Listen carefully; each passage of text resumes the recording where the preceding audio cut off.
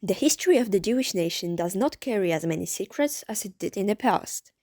Being Jewish is no longer synonymous with social ostracism, allowing more and more people to embrace their heritage with pride rather than shame.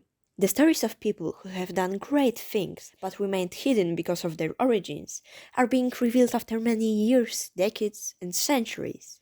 Achievements of great historical Jews such as George Gershwin, Franz Kafka, Robert Oppenheimer, the original, not Cillian Murphy, and Warner Brothers are still cherished today, and modern-day individuals, including Dustin Hoffman, Steven Spielberg, Roman Polanski, and Mark Zuckerberg, continue to change the world without hiding their Jewish identity. And that is... almost forgot I didn't mention any women. Turns out, not all the stories have been uncovered. Lives, accomplishments, and even existence of phenomenal Jewish women remain a mystery that no anthropologist, archivist, or social historian has solved to this day. However, we must not allow their stories to be forgotten. Therefore, today we will present the biographies of two amazing Jewish women of Poland who mocked the impossible and did things so incredible they defy belief. And in a skirt. We'll start in Podole, the place where in 1899 Rachela Auerbach was born. She was a member of the Jewish-Polish literature elite of pre-war Warsaw. As a teenager, she moved to Lviv, where she received a certificate of completion. She made her first appearance in 1920s, writing poems in Polish for the Polish newspaper Chwila. The following years, with the encouragement of her friends, she began writing in Yiddish. In 1933, she traveled to Warsaw, at the time an influential center of Yiddish culture, where she joined the Jewish Writers and Journalists Association. The subjects of her articles were mostly about Jewish culture, with special attention to female writers. In mid-1941, Rachela accepted the invitation to join the Onek Shabbat organization, established by Emanuel Ringelblum. That was a group of people who worked on documenting detailed records of Jewish individuals' lives and exterminations during the war. Rachela supported the organization by working in the area of traditional cuisine. In her youth, she had studied psychology, which she referred to in her articles. This knowledge helped her in understanding the emotions that people experience in critical circumstances, and therefore in her multiple attempts to help her starving fellow Jews. In March 1943, Rachela Auerbach sneaked over to the Aryan side, where she undertook the false identity of Aniela Dobrucka. She was able to pass through, thanks to her non-Jewish appearance and fluency in German. She cooperated with various underground organizations, both Polish and Jewish, such as the Council to Aid Jews Żegota. One of her most courageous actions was to shelter several hundred Jews in the abandoned zoo in Warsaw, with the help of Mr. and Mrs. Rabinski.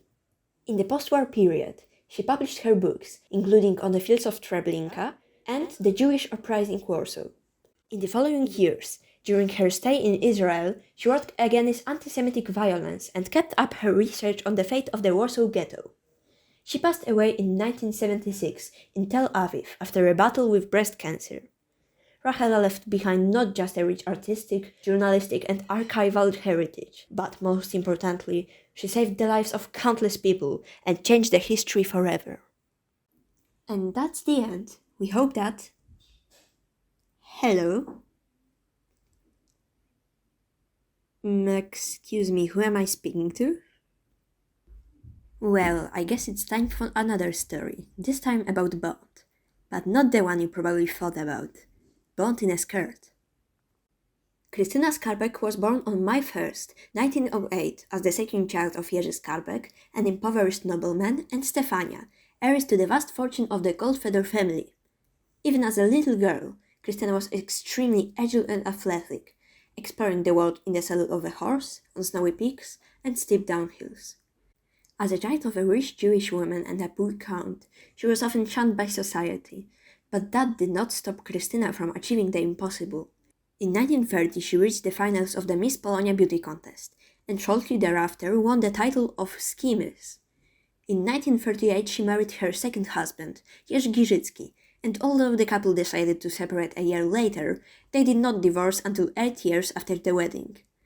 Krystyna's father instilled in her the soul of a patriot from a young age, so when she learned about the outbreak of World War II and the difficult situation of Poland during a trip to Kenya in 1939, without hesitation she made the decision to travel back.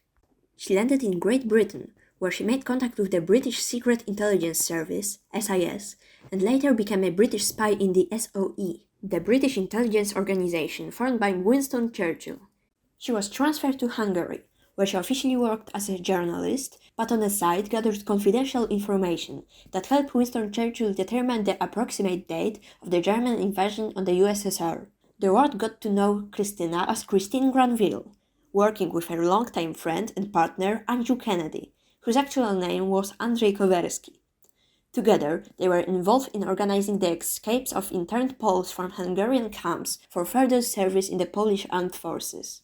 Once, in Slovakia, Christina was stopped by border guards, and although she managed to escape, all her documents were handed over to Gestapo, which resulted in her arrest in Hungary a few days later. Thanks to her cunning, she was able to escape. During her interrogation, she started coughing blood and convinced the officers that she had tuberculosis.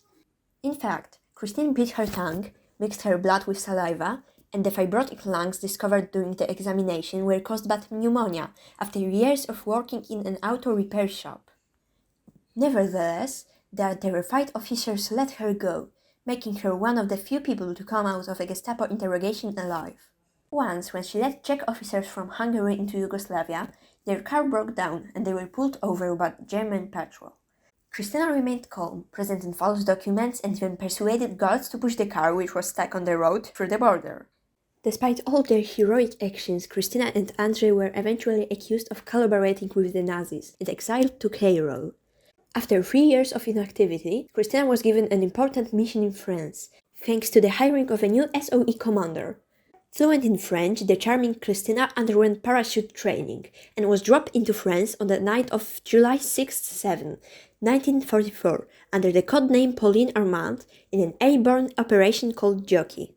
While there, she performed one of her most remarkable actions of her entire career. During one of her missions, 3 SOE agents, including Lieutenant Colonel Francis Kamertz, were arrested by the Gestapo and sentenced to death by firing squad. Although other agents had written them off, Christina did not waste any time before taking the risky move of getting her comrades out of prison.